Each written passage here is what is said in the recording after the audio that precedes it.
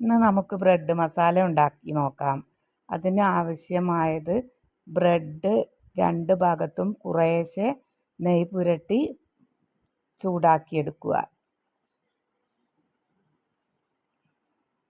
2 ഭാഗത്തും കുറേശ്ശെ നെയ്യ് പുരട്ടി ചൂടാക്കിയെടുക്കുക.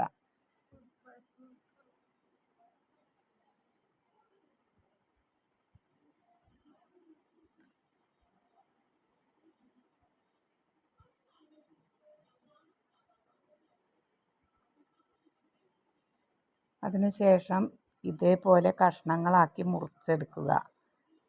ഒരേ വലുപ്പത്തിൽ മുറിച്ചെടുക്കുക.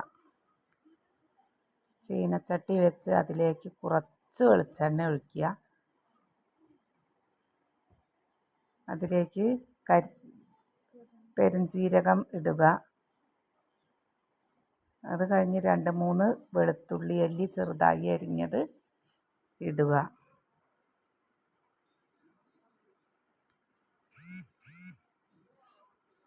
അതിനുശേഷം 2 വലിയ ഉള്ളി ചെറുതായി അരിഞ്ഞത് ഇട്ട് വഴറ്റുക.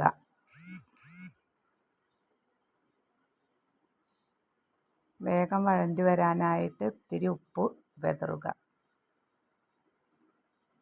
ഇങ്ങനെ വഴറ്റിയതിന് ശേഷം തക്കാളി ഇടുക.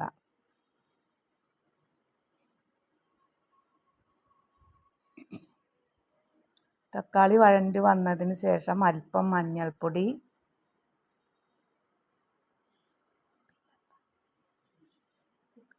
കുറച്ച് ചിക്കൻ മസാല,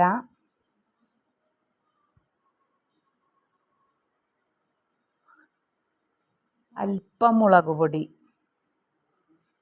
എല്ലാം ഇട്ട് നന്നായി വഴറ്റുക.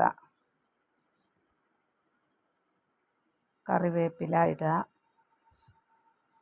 നല്ലോണം വഴണ്ട ശേഷം കുറച്ച് വെള്ളം ഒഴിച്ച് നന്നായി